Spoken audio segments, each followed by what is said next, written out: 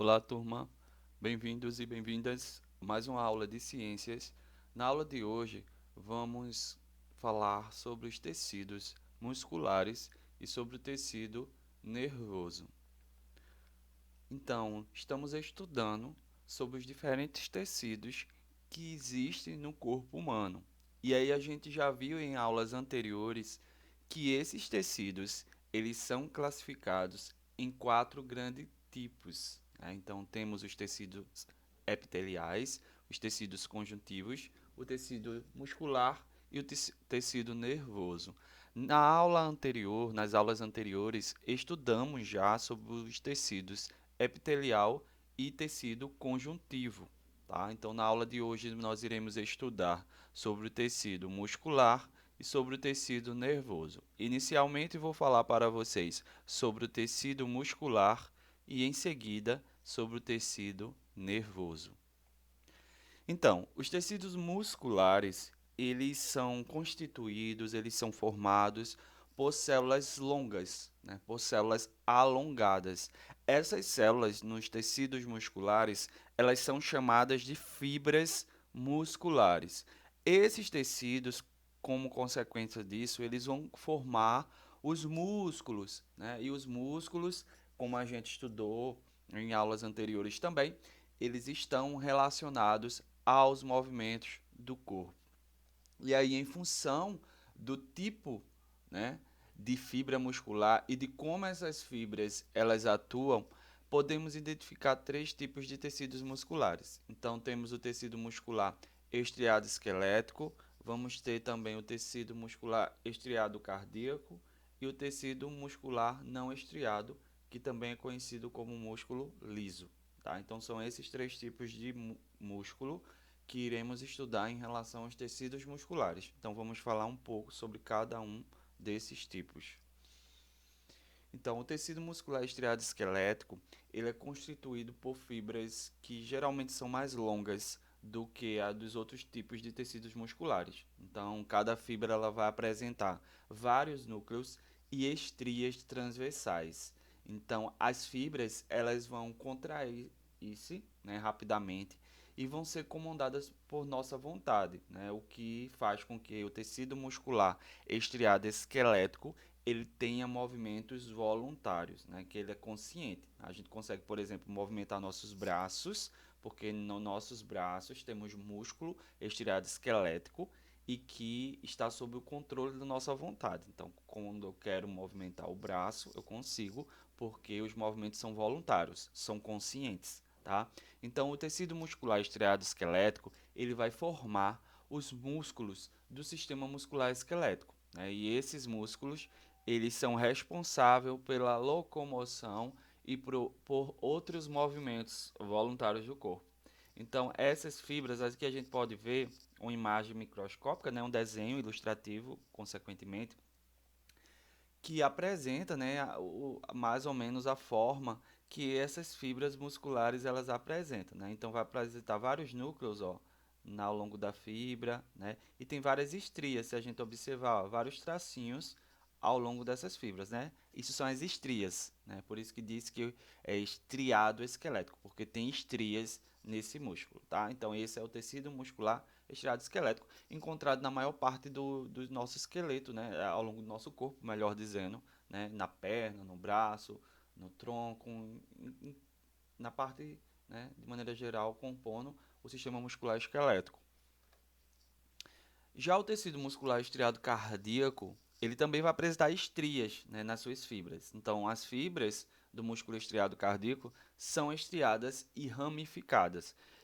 Vai apresentar um ou dois núcleos. Tá? Então, a contração, diferente do músculo estriado esquelético, aqui no músculo estriado cardíaco, essa contração independe da nossa vontade, ou seja, ela não depende da nossa vontade, né? Então, querendo ou não, esse músculo ele vai continuar se contraindo, seja da nossa vontade ou não. Então, onde encontramos músculo, ou melhor, tecido muscular estriado esquelético, encontramos no coração, no músculo do coração, mais precisamente no miocárdio, que é o miocárdio, né, o músculo do coração. Então aqui, ó, a gente pode ver que tem estrias ramificadas, né? Então aqui é uma imagem ilustrativa, né, desse tecido muscular. Ele também vai apresentar estrias na sua composição, tá certo? E a contração depende da nossa vontade. O coração, por exemplo, ele vai estar batendo, vai estar contraindo, relaxando, independente da nossa vontade. É diferente do que acontece, por exemplo, no músculo estriado esquelético. Então, no estriado cardíaco, a contração ela é involuntária, ela independe da nossa vontade. Onde encontramos tecido muscular estriado cardíaco? Especificamente no coração, no miocárdio, que é o músculo do coração. E temos o tecido muscular não estriado, que também é conhecido como tecido muscular liso, tá certo? Então, esse tecido é formado por fibras que vai apresentar apenas um núcleo e não vão apresentar estrias transversais, né? Ele vai se contrair lentamente e não é comandado por nossa vontade. Então, onde é que a gente pode encontrar o tecido muscular não estriado ou o tecido muscular liso, que é a mesma coisa? Então, nos órgãos que formam o sistema digestório, caso do estômago, do esôfago, dos intestinos, tá? Então ele é um tipo de tecido presente nas artérias, né, nos vasos que fazem parte do sistema cardiovascular. Então aqui a gente tem, ó, o esquema ilustrativo desse tecido muscular não estriado, que também é conhecido como músculo liso. Ó, aqui a gente não vai contar estrias transversais, tá certo? Então a composição, o formato, né, é diferente dos outros músculos, né, o estriado cardíaco e o estriado esquelético, que tinha estrias na sua composição, né, que era aqueles tracinhos que a gente conseguia visualizar. Aqui a gente percebe que é liso de fato, não vai ter essas estrias, tá? Então é um músculo característico desse, principalmente do sistema digestório, né, encontrado, e também nos vasos, né, a gente consegue encontrar esse tipo de tecido não estriado ou liso, e é justamente recebe esse nome de liso por não apresentar essas estrias, que o tecido muscular estriado cardíaco e o esquelético apresentavam, tá certo? Bom, isso aí foi o que falei um pouquinho de tecido muscular, né? Então, até então a gente estudou, só situando aqui, né, os 4 grandes tipos de tecidos do corpo humano, a gente viu sobre tecido epitelial e tecido conjuntivo em aulas anteriores. Agora eu acabei de falar sobre o tecido muscular, os tecidos musculares que existem no nosso corpo humano. Então estudamos sobre o tecido muscular estriado esquelético, o tecido muscular estriado cardíaco e o tecido muscular não estriado, que também é conhecido como tecido muscular liso. E para finalizar agora eu vou falar um pouco sobre o tecido nervoso, tá? Então, o tecido nervoso, como o próprio nome diz, né, ele é o principal tecido dos órgãos e estruturas que formam, que constituem o nosso sistema nervoso. Então, esse sistema ele é constituído pelo encéfalo, aqui a gente pode ver, o encéfalo que está localizado na caixa craniana, tá? A medula espinal, ó, que passa ao longo da nossa coluna vertebral, né? Nervos que partem tanto do sistema nervoso central quanto periférico, né? E os gânglios, né? A gente, inclusive, estudou isso como estudamos anatomicamente o sistema nervoso, né, em aulas anteriores. Quem tem dúvida, volta lá na videoaula de sistema nervoso, que vai ter mais detalhado essas informações. Então, esse tecido ele é formado por 2 tipos de células, principalmente, que são sendo a matriz extracelular praticamente inexistente. Então, essas células são os neurônios e os gliócitos. Vamos falar um pouquinho sobre cada uma dessas células. Antes, eu gostaria de mostrar aqui uma micrografia, uma fotomicrografia do tecido nervoso, mais precisamente da medula espinal, né, que faz parte do sistema nervoso central. Então, ó, na medula espinal, isso aqui é a forma anatômica, é um desenho ilustrativo, né? Tem uma substância cinzenta, que é mais central, né? O canal central da medula, ó, e a substância branca, que é mais na periferia, ao redor, tá, da central. Se for analisar a medula espinal no microscópio, a gente vai ter essa imagem aqui, ó. Então, observa aqui que tem um canal central, feito mostra aqui, só que essa é uma imagem microscópica, tá? E temos a substância cinzenta, né? Relacionada com o canal central, aqui essa parte aqui mais clara, e a substância branca, né? Por outro lado aqui. Então essa é a imagem que a gente consegue visualizar, é, observando isso no microscópio eletrônico, né? Quando essa medula espinal é colocada em condições de visualizar nesse microscópio, né? Passar por um preparo para preparar as lâminas histológicas. A gente estudou sobre a importância do microscópio lá no início das nossas aulas sobre células, não foi isso? E um dos tipos de células do tecido nervoso são os neurônios, né, que em geral são células grandes. Então ele vai apresentar regiões na sua estrutura, e os neurônios eles têm a propriedade de receber e de transmitir estímulos nervosos, né? Então ele vai permitir ao organismo responder às alterações do meio por meio de estímulos nervosos, né? Tanto recebendo quanto transmitindo esses impulsos nervosos, esses estímulos nervosos. Então existem muitos tipos morfológicos de neurônios, mas quase todos eles vão apresentar basicamente três regiões. E quais são essas regiões? São o corpo celular, os dendritos e o axônio. Ó, então vamos identificar aqui, ó, corpo celular, nessa parte maior, onde encontramos o núcleo, tá? Os dendritos, que são esses prolongamentos que partem do corpo celular, e o axônio, que é um prolongamento mais evidente, maior comparado aos outros, tá?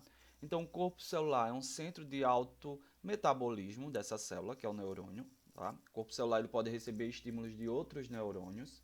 Os dendritos são numerosos prolongamentos das células que diminuem de diâmetro à medida que se ramificam, tá? E eles vão ter a função de receber estímulos do meio e de outros neurônios, tá? Os dendritos eles ainda aumentam consideravelmente a superfície dos neurônios, o que lhes permite captar grande variedade de estímulos. Temos o axônio, que é um prolongamento único, ramificado, né, com um diâmetro constante ao longo do comprimento. É uma estrutura especializada na transmissão do impulso nervoso a outro neurônio ou a outros tipos celulares, como as células glandulares e musculares.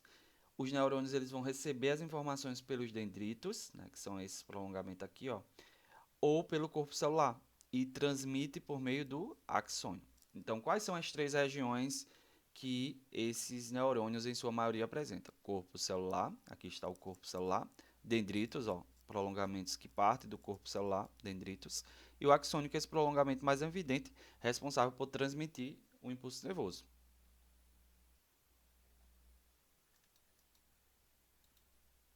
Além dos neurônios, destacamos também os gliócitos, que são células também que fazem parte desse tecido nervoso, que também são conhecidas como células da glia, e são mais numerosas que os neurônios, né? Porém são menores. Tá? Então aqui a gente tem, existem vários tipos dessas células e elas se relacionam com as funções de sustentação e nutrição dos neurônios. Então, enquanto os neurônios eles atuam na transmissão de impulsos nervosos, as células da glia ou gliócitos são responsáveis por ter a função de sustentar e nutrir os neurônios, tá? Um dos tipos de gliócito é o astrócito. Ó. Astrócito é um dos tipos de gliócito. É uma célula que apresenta muitos prolongamentos, como a gente pode ver aqui, e que esse astrócito ele fornece nutrientes aos neurônios, pois parte dos seus prolongamentos comunicam-se com os vasos sanguíneos e parte com os neurônios. Então, ó, o astrócito, que é um tipo de gliócito, ou célula da glia, ele é responsável por fornecer nutrição aos neurônios. Aqui a gente tem um neurônio, ó, com as partes que a gente falou, né? O neurônio com os dendritos, o corpo celular, o axônio. O astrócito é uma célula da glia ou gliócito, que vai ter parte dos seus prolongamentos relacionado com o neurônio e parte com o capilar sanguíneo. E aí o que é com o vaso sanguíneo? E o que é que acontece? Eles captam esses nutrientes que tem nesses vasos, né, e transmitem e levam para esses neurônios, para esse neurônio, e promove com isso a nutrição dessa célula nervosa. Espero que vocês tenham compreendido o conteúdo dessa aula. Fiquem atentos para responder a atividade proposta. Eu desejo bons estudos e até a nossa correção da atividade, né, proposta. Qualquer dúvida, a gente discute na nossa próxima aula, certo? Bons estudos e até mais.